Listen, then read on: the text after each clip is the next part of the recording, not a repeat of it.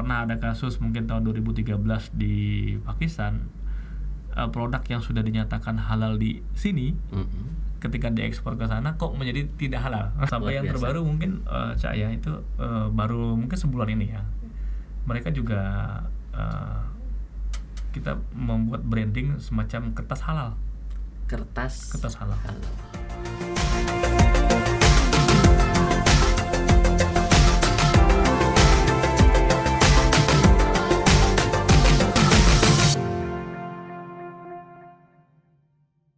Betul, Sobat Message, di negara-negara Timur Tengah setahu saya CEO-nya C-level itu banyak diisi oleh saudara-saudara dari India, Pakistan, dan Bangladesh. Nah, kalau kita kembali ke tadi tentang riset ya, tentang rempah. Ya, rempah. Apa yang bisa kita ambil pelajaran dari hasil riset itu? Pakistan dengan Indonesia itu punya kemiripan. Satu, kemiripan suka rempah. Makanannya tuh suka mereka ya, koki-kokinya tuh taste-nya juga suka diberi campuran rempah-rempah. Nah, jadi ada disebut dengan garam masalah kan, kalau orang India, Pakistan, Bangladesh pasti ngerti itu. Garam masalah itu garam yang sudah dicampur, terdiri dari, saya lupa apakah ada 11. Garam masa atau galamasa? Garam masalah. Garam itu bumbu khusus mereka. Garam masalah. Namanya garam masalah. Jadi bumbu khusus yang buat nasi biryani, kalau pernah tahu. Oke, ya suka kan? Saya. Ya. Nah, kita kan biasanya menghindari masalah. Ini kenapa dikasih garam bermasalah? Betul. Makanya kalau orang Indonesia itu ketika makan garam masalah, wah ada masalah nih. Oh gitu.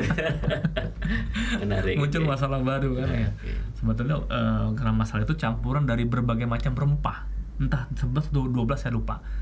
12 macam rempah dikumpul jadi satu, disebut dengan garam masalah. Itulah yang menjadi bumbu dasar masakan Pakistan, apakah chicken curry ataupun yang tadi biryani. Kayaknya kapan-kapan saya harus ditraktir itu. Boleh. Nanti kita coba kontak pengusaha kuliner di Pakistan, ada di sini. Oh, kawan kita. Oke, terus apa lagi yang kita bisa pelajarin dari sana? Ya, itu satu. Kedua, ternyata yang menarik bahwa dari sekian kebutuhan rempah, jadi masyarakat Pakistan suka rempah, tetapi mungkin kita melihat hanya beberapa persen saja rempah Indonesia yang bisa diambil sebagai bahan baku makanan mereka. Nah, itu kan pertanyaan. Artinya gitu tidak semua rempah kita itu bisa diterima sebagai bumbu mereka gitu ya. Satu gitu, adaptasi ya. Artinya tidak semuanya, tapi kalau yang universal seperti black pepper kan itu diterima. Semua bisa. Kayak umpama contohnya daun salam, mereka tidak pakai, tapi ada daun khusus itu, laibay atau apa yang namanya. Taste-nya seperti daun salam. Mirip, serupa bentuk, tapi tidak sama rasanya. Nah, begitu. Jadi belum tentu bisa substitusi. Jadi mungkin kalau ada ide untuk mendirikan restoran di sana pun juga harus memperhatikan aspek itu, keautentikan rasa. Tetapi kayaknya udah banyak contoh ya, bagaimana KFC aja suka ada penyesuaian gitu kan. Jadi pasti kalau kalangan usaha ngerti lah bagaimana cara mensiasatinya. Dan alhamdulillah sekarang sudah juga banyak diaspora Indonesia yang mendirikan restoran di sana gitu loh. Meskipun masih tahap coba ya, belum besar. Nah, itu yang kedua. Jadi kita melihat dari lapangan bahwa di tengah kebutuhan besar terhadap rempah Pakistan, ternyata Indonesia juga bisa loh mensuplai beberapa item untuk menjadi rempah yang digunakan sebagai makanan mereka. Dan memang di Pakistan mereka kekurangan atau bagaimana? Tidak ada bahkan.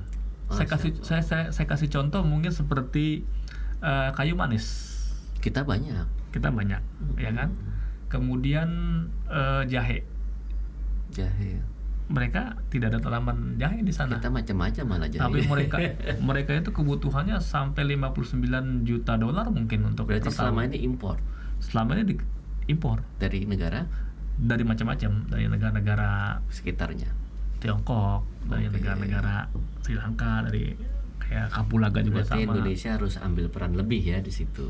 Iya, betul. Jadi memang kita lihat kan dalam riset itu kan, Indonesia itu berapa sih kapasitas ekspor ke dunianya gitu kan. Katakan 180 juta.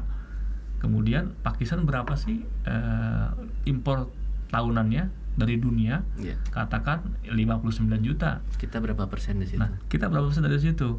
Kalau produk-produk yang lainnya mungkin kayak Kapulaga masih 0. Astaga, masih 0? Masih 0, kayak Kapulaga ya, itu masih 0. Apa karena beda Kapulaga kita dengan mereka? Nah, itu yang kita riset, ternyata memang faktor rasa mereka bilang pertama. Dari kita kan melakukan interview dengan pengusaha langsung, tapi yang paling menentukan adalah faktor harga dan logistik, kedekatan jarak antara negara yang dia impor produk tersebut. Ini yang menjadi faktor. Tapi bukan berarti bahwa kita tidak bisa masuk gitu loh. Selama kita bisa ya mengadjust tadi itu. Nah, artinya kita sudah jadi tahu standing position kita, mana yang akan diperbaiki, mana yang ya sudah, kalau gitu nggak usah. Betul. Berarti riset ini sangat strategis. Sangat strategis. Makanya kadang waktu ini terinspirasi juga ya kenapa MES sangat eager untuk berkontribusi dari pertemuan konsolidasi MES pusat dengan MES dunia. Jadi kita perhatikan pengusaha juga ada yang ikut, pengusaha Indonesia. Tolong dong negara ini, saya sebut ya, kita punya jual kopi nih, kita jual apa, coba tolong lakukan. Dengan serta-merta jawaban dari MES pusat, kami siap untuk bisa memfasilitasi. Artinya riset pasar itu bisa direplikasi di banyak belahan dunia. Betul. Dan bisa dilakukan oleh banyak pihak, salah satunya dan yang saat ini sudah terbukti adalah oleh MES, kira-kira gitu ya. Betul. Nah, jadi jawaban siap dan tidak siap itu harus berdasarkan riset. Betul. Jadi nggak bisa. Jangan asumsi saja. Jangan asumsi. Kayak di Pakistan umpamanya. Ini yang ngomong soalnya dokter. Karena begini saya, jadi ya kita nggak juga basa-basi dengan para pengusaha. Justru lebih baik tidak PHP kan, tapi konkret. Betul. Kita ingin jual kopi umpamanya ke Pakistan. Kita tanya, apakah Nature masyarakat Pakistan peminum kopi? Faktanya gimana? Faktanya bukan peminum kopi, dia meminum teh tarik. Jadi, wah ini informasi intelijen menarik ini, Sobat Mesit. Itu yang kopi bukan pilihan yang bagus untuk kita ekspor ke Pakistan. Walaupun ada yang minum kali ya. Ada yang minum, tapi kalau kita lihat berapa besar sih proporsinya kemudian ya itu loh. Kemudian dari mana dia ambil dan kita hitung berapa tarifnya, lebih dekat mana, itu akan ya boleh berusaha, tetapi ini agak bagian dari proses market analysis untuk menentukan market strateginya. Betul. Jadi dari situ baru kita kasih gambaran yang pasti. Tapi kalau Anda mau maju, fasilitasi tetap. Ya. Tapi kesimpulannya ya harus lakukan market research. Itu mesti. Dan mungkin harus masif dan oleh berbagai pihak, karena bisa jadi angle-nya beda-beda. Ya. Kemudian kedalaman analisisnya juga beda-beda.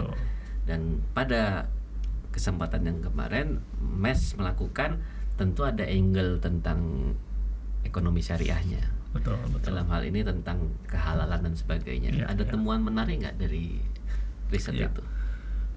Sebetulnya secara spesifik kita murni rempah Indonesia, pasti orang Indonesia itu secara image di Pakistan, you are our Muslim brothers. itu satu kata yang mungkin, apakah itu memang sering diucapkan? Sering sekali. Dan jadi mereka itu bukan lip sync ya? Bukan lip sync. Memang ini juga bagi kita mungkin sini agak janggal lah kalau kita mengatakan are you Muslim, itu kan sesuatu yang agak janggal. Di sana itu menjadi culture.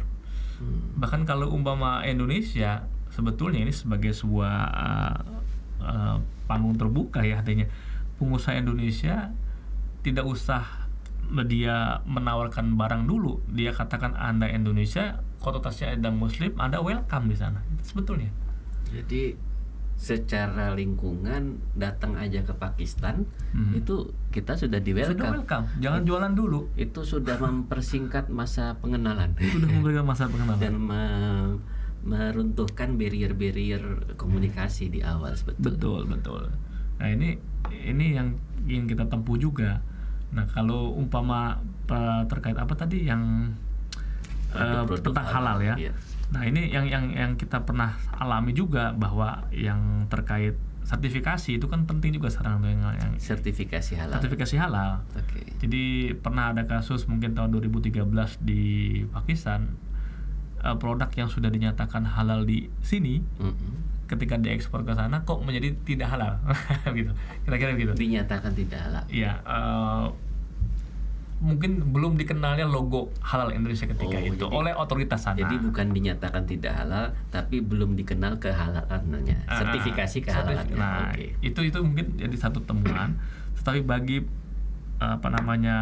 kompetitor, jadi kan peluang untuk bagaimana menghapus produk kita itu bagi perwakilan kan matters. Black campaign jadinya itu ya. Satu sisi tentang sertifikasi halal tidak diakui itu kan matter komunikasi aja. Betul.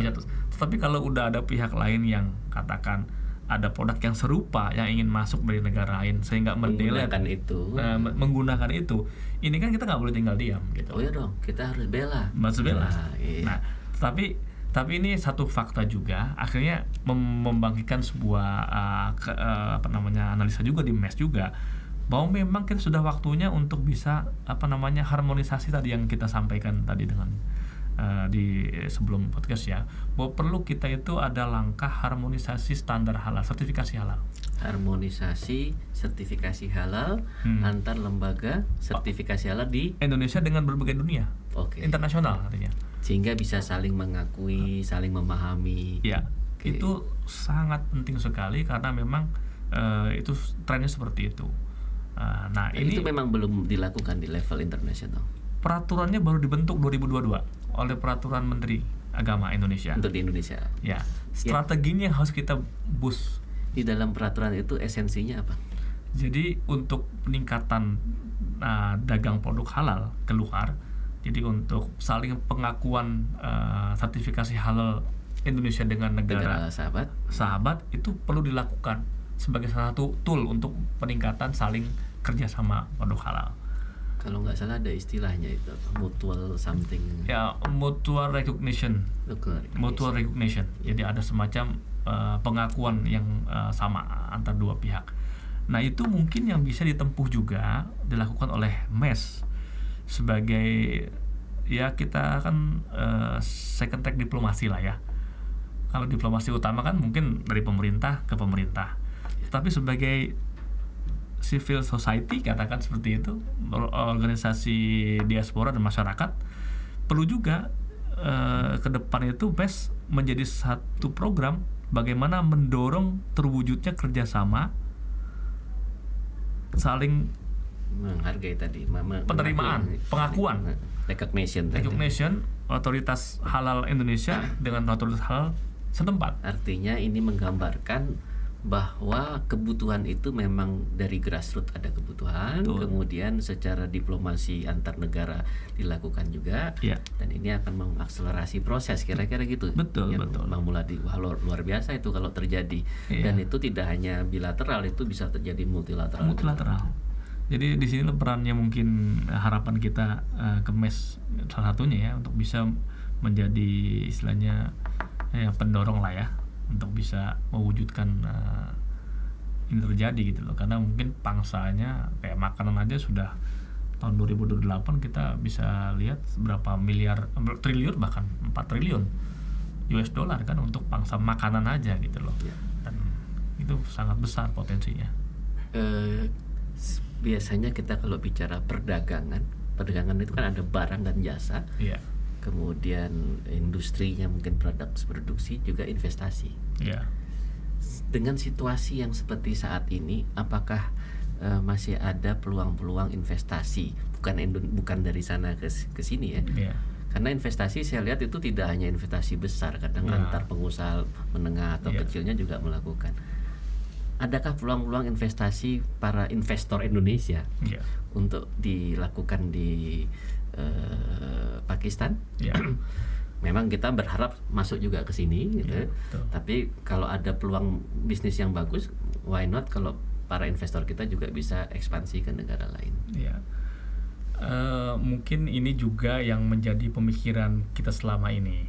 Jadi Pakistan dengan kondisi yang kita tahu seperti itu, bantuan itu kan nggak mesti harus cash and carry kan, artinya nggak harus infak atau memberi, tapi bisa bentuk investasi. Di mana di situ nanti juga terlibat, ada share di situ, mungkin joint venture dan sebagainya, itu akan lebih bermartabat dan mereka pun juga sangat membuka itu.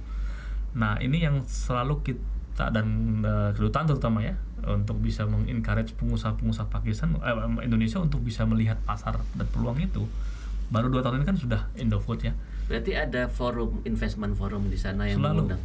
Oh, selalu ada itu di Karachi, selalu diadakan forum investasi, bahkan juga di Lahore ada Board of Investment-nya yang Punjab Board Investment. Selalu kita berkoordinasi untuk bisa memfasilitasi apa sih yang bidang-bidang apa sih yang bisa membutuhkan, kita bisa support. Selain investasi yang besar-besar tadi, tadi kan konglomerasi, kalau yang betul, yang menengah atau yang ke bawah, apakah masih ada peluang? Atau mungkin teknologi digital, startup kita kan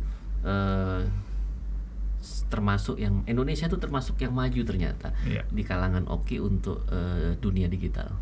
Menurut saya itu kan nah bagaimana untuk ke Pakistan? Itu untuk dunia digital memang Pakistan sudah mulai walaupun tidak semaju Indonesia. Bahkan kita kalau sudah bercerita tentang kita sebut aja ya konsep Gojek dengan beragam macam, bukan cuma hanya transportasi, tapi bisa GoFood dan segala macam dan seterusnya lah. Artinya platform digital untuk delivery, platform digital untuk transportasi. Sudah sedemikian rupa, mereka kaget. Mereka masih. Berarti ada kesempatan dong kita masuk. Justru itu. Kita mungkin yang belum tersampaikan, justru mereka ingin melihat platform itu di Indonesia kan bukan cuma yang disebutkan tadi, ada banyak. Bahkan yang mungkin ada belasan yang dan ada yang bersifat lokal, ada yang nasional. Betul. Artinya ada kesempatan ya untuk semua level. Ada kesempatan dalam semua level itu. Bahkan juga pemainnya juga nggak terlalu banyak di negara lain. Bahkan kita sesungguhnya dari beban culture kemudian religius nggak ada masalah. Jadi sebetulnya bisa peluang gitu. Jadi kita bisa ekspor komoditas. Kita bisa investasi untuk produksi. Bahkan kita bisa ekspor teknologi atau bisnis platform seperti itu. Luar Sampai yang biasa. Terbaru mungkin saya itu baru mungkin sebulan ini ya. Mereka juga kita membuat branding semacam kertas halal. Kertas halal. Ini mungkin agak aneh. Coba di-define itu. Nah, jadi ini sudah lama kita dengar ya. Jadi Anda penduduk kita Muslim, taat, kemudian juga pembaca Al-Quran, tapi Anda tahu nggak bahwa bisa jadi proses pembuatan kertas itu memiliki satu ingredient yang non halal. Nah, jadi gitu. Jadi ada narasi semacam itu sehingga satu-satu negara yang memiliki potensi kertas kualitas baik dan juga halal itu di Indonesia. Memang Indonesia termasuk eksportir ATK untuk negara-negara Timur Tengah. Ternyata itu juga terjadi di Pakistan. Itu narasinya yang membuat mereka itu ini sesuatu yang baru. Tapi faktanya memang harus dibikinnya kenyataan. Betul. Nah, sekarang sudah mulai nih dalam bulan ini saya secara pribadi mungkin bukan mengkonsultasi nih, bukan ya, tapi diajak untuk mencoba serius yang tadi yang konteks investasi. Jadi perusahaan cetak Al-Quran kertas dari sini, kemudian kita ingin mencoba mendirikan office representatif di sana dengan joint venture sedikit dari mereka karena full sudah dari sini. Nanti distributornya sudah bekerja. Dan percetakan Al-Quran kan di sana juga butuh luar biasa, pangsanya terbesar di dunia. Oh ya? Di dunia. Karena diekspor. Bukan. Penduduknya sudah besar, 220 juta, 240 juta. Oh, Pakistan tuh 220 juta. Ya. Wow. Dan mereka orang Indonesia, image-nya ya, maaf ini mungkin saya nggak rasis, tapi image-nya Muslim country menurut mereka. Bisnis yang diinvestasikan adalah Al-Quran dan paper halal. Jadi narasinya itu sangat luar biasa. Ya, itu diplomasi bisnis yang cerdas itu menurut saya, dan sejatinya memang harus dinarasikan seperti itu. Ya kan, bukan sekedar narasi campaign menurut saya. Betul. Dan Sobat Mes, jadi rupanya peluang kita untuk bekerja sama dalam hal ini memberikan kontribusi positif kepada saudara-saudara kita di Pakistan cukup luas. Nah, terutama dalam bentuk kerjasama perdagangan. Bahkan tadi disampaikan peluang kerjasama investasi. Jadi kira-kira ke depan menurut Bang Muladi nih, kita akan bagaimana nih sebetulnya hubungan kita dengan Pakistan dalam sisi ekonomi? Ya trennya sih semakin maju ya. Kita tidak pernah menurun, terutama volume perdagangannya. Volume perdagangan segala bidang lah. Perdagangan juga karena pengaruh politik juga semakin baik. Kemudian juga kerjasama budaya, sosial, pendidikan juga semakin tinggi. Nah, jadi ini yang harus terus di-maintain dari semua bidang. Jadi bukan cuma dari pemerintah, tetapi juga dari semua kalangan bisnisnya, business to business contact, dan juga people to people dalam konteks pendidikan. Jadi saya yakin dan percaya ya, artinya hubungan Pakistan dengan Indonesia ini semakin baik ya, semakin maju dari hari ke hari. Cuman yang memang tadi ternyata memang dalam perjalanannya tentu berdagang tuh ya tidak hanya take away ya, tapi take and give. Nah, itu yang harus kita harus perhatikan. Jadi kita bukan dari kacamata yang tidak berdasarkan fakta, tapi memang ini memang harus dipikirkan betul. Jadi surplus yang begitu tinggi, kemudian juga kondisi mereka yang memang secara ekonomi butuh perhatian, itu mungkin harus bisa juga menjadi perhatian kita sebagai bahan diskusi. Bagaimana seharusnya kita bisa. Jadi kita berharap bertumbuh volumenya, tapi ketidakbalansinya semakin ditipiskan. Ya, dengan melakukan upaya-upaya yang memang menguntungkan kedua belah pihak. Betul. Ini diplomasi ekonomi yang harusnya win-win gitu. Win-win solution, jangan zero sum gimana? Betul. Nah, itu kira-kira ada berapa sih jumlah penduduk Indonesia di sana? Kalau jumlah penduduk Indonesia sebetulnya atau warga negara Indonesia di sana? Nggak terlalu banyak, sekitar 1.500-an lah. Nggak terlalu banyak. Sebagian besar besar mereka itu diaspora, pendidikan dan juga yang nikah dengan warga Pakistan. Oh, cukup banyak. Banyak. Jadi itu banyak mereka dari warga keturunan India atau memang di Indonesia atau memang bukan bebas? Dari bebas. Banyak. Dari warga Indonesia murni, bukan keturunan yang menikah dengan Pakistan. Jadi memang rata-rata mereka bertemu di negara ketiga ya. Oh, lagi sekolah di mana? Entah sekolah atau romantis juga ya. Nah, tapi memang kebanyakan orang perempuan Indonesia yang menikah dengan orang laki-lakinya, dan hampir sedikit kalau yang laki-laki yang menikah dengan Pakistan perempuan. Oke. Barangkali Cak mau mulai gitu. Industri perfilman di Pakistan bagaimana? Ya ada, tapi memang tidak semaju tetangganya. Oke. Ya, ada tapi tidak semaju tetangganya. Dia lebih kepada industri drama ya, acara serial ya. Serial. Itu yang lebih bagus lah, untuk yang lebih maju istilahnya. Kalau film masih kalah dengan tetangga lah. Iya. Ya, artinya bisa juga kita pernah kok itu ada kerjasama film Indonesia dengan Pakistan tahun mungkin 60-70-an pernah itu. Kalau peluang industri pariwisata halal kita mengajak atau mengundang saudara-saudara kita Pakistan berlibur ke Indonesia atau sebaliknya, itu bagaimana, Bang? Ya sudah berjalan ya artinya, tapi memang perlu terus diupayakan.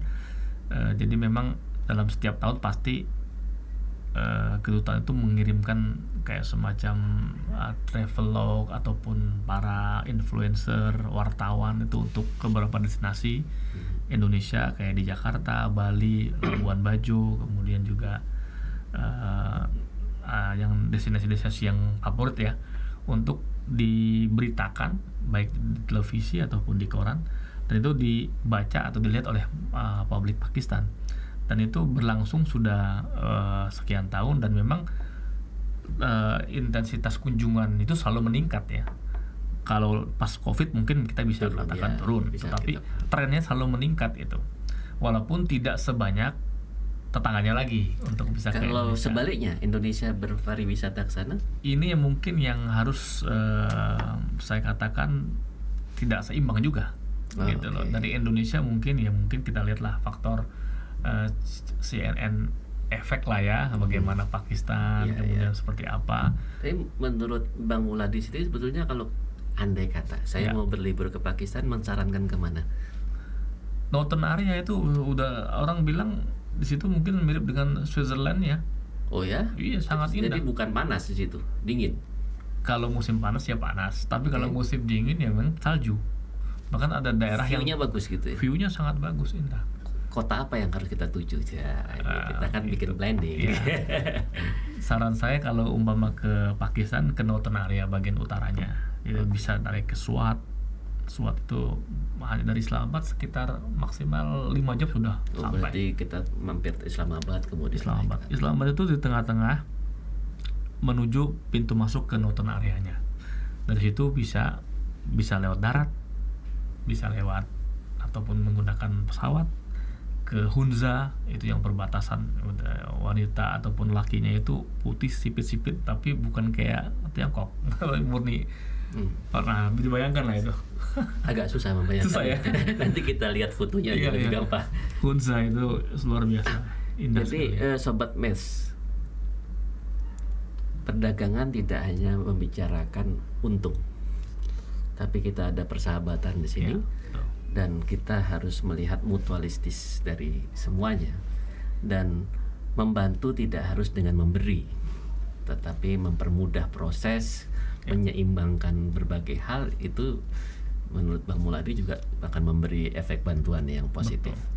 Dan Indonesia harus semakin meningkatkan diplomasi ekonominya.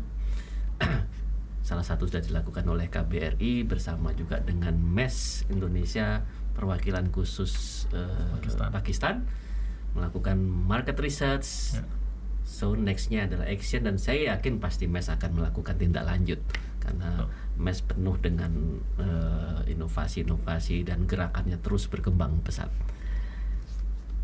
Demikian Sobat Meses ya, kita sudah berdiskusi cukup panjang dan dalam dengan berbagai insight yang kita sudah bisa dapatkan. Silahkan disimak kembali karena ini kan rekaman, jadi nanti bisa dilihat kembali maksudnya. Sampai jumpa. Assalamualaikum warahmatullahi wabarakatuh.